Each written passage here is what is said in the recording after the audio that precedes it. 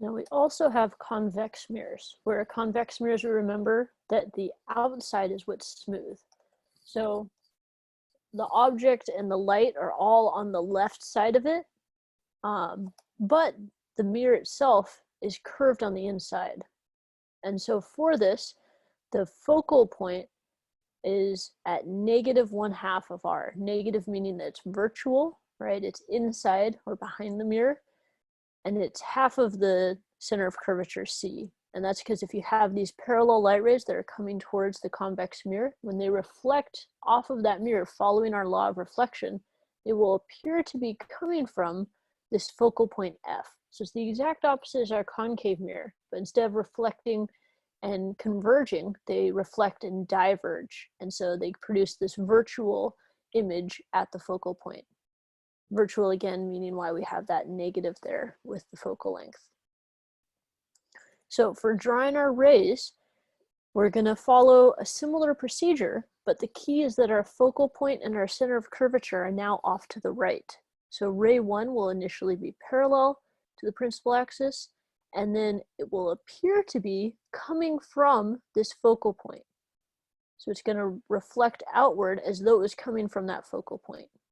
Ray 2 is going to head right towards the focal point. It's hard to see here, but it's on target for that. But then when it hits the mirror, that keeps it from hitting the focal point, and so it reflects parallel to the principal axis. And then ray 3 travels right towards that center of curvature C, but when it hits the mirror, it reflects right back on itself the way it came. So let's take a moment and try and draw these. So we have my principal axis, and I drew in the vertical black line that I'll be using for the ray diagram, but I also added the convex mirror here as a reminder to myself of that all. So that looks pretty clear in focus. Good. So let's start by, we want to label our focus and our center of curvature, and we'll see if I can use, yeah, it looks like I can use a similar scale.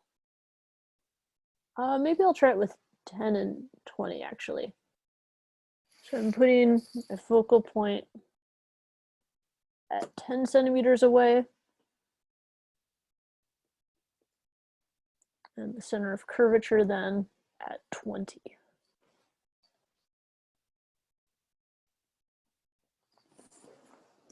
All right, so that is my F and my C. And then I need to add in my object, which I will put somewhere to the left side, right, the real side where we have various things.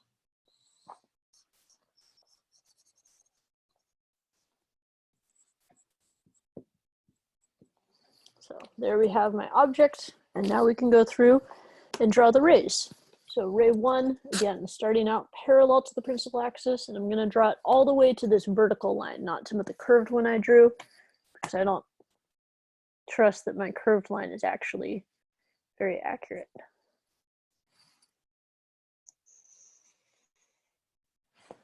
Cool. So there's the first part, and then it appears to reflect out from this focal point. So connecting that intersection point with the vertical line and the focal point F as best I can. So I'm going to do it dotted because there isn't actually a ray of light there. And then an arrow heading up and out. Okay, so there's my ray 1. My ray 2, as we said, is going to head straight towards the focal point, but the mirror gets in the way. So I'm going to line up the top of my object with the focal point. Those two connection points are key. And then I'll head towards the focal point, but the mirror, as said, gets in the way. So then it will reflect parallel to the principal axis.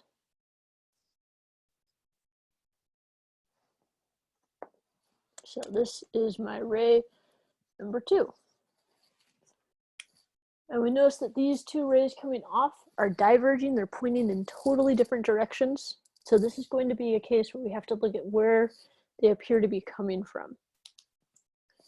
So I'll get to that in just a moment, but first I want to draw in my ray 3 that travels toward the center of curvature and reflects back on itself.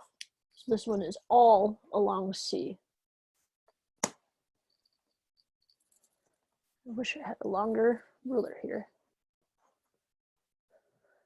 and a better grip. Okay. Eyeballing it a little, that looks close.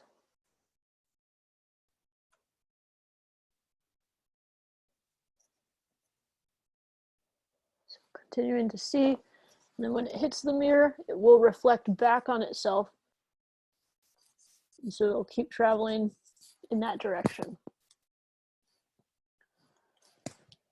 All right, so we now have an intersection between 3 and 1, and that looks about 2, where ray number 2 appears to be coming from, right? If we looked at the ray over here, it would appear to be coming from straight over on the right. So I'll again put up my ruler and dot it.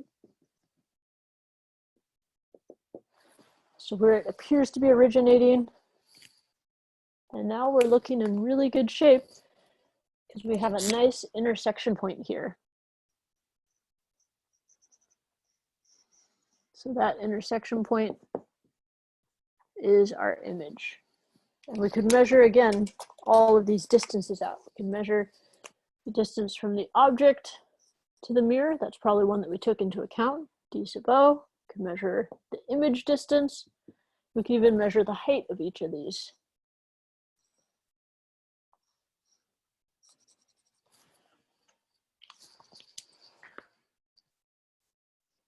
And that's how we draw our ray diagram when it is a convex mirror instead of a concave mirror. Now, a few things to note with our virtual image is it is diminished in size. It's smaller than the object when it's a convex mirror, and it's upright. So this is what happens when you have a mirror that's bowed like so, like on the motorcycle helmet, or you'll see it if you're driving around a corner that has low visibility, you'll see a mirror like this. Why is that? Well, because it diminishes the size of the image, you're able to take in a whole lot more than what you would otherwise. So it shrinks everything down so you can see more at once, but it is still upright. So it helps for visualizing so it does not flip things over.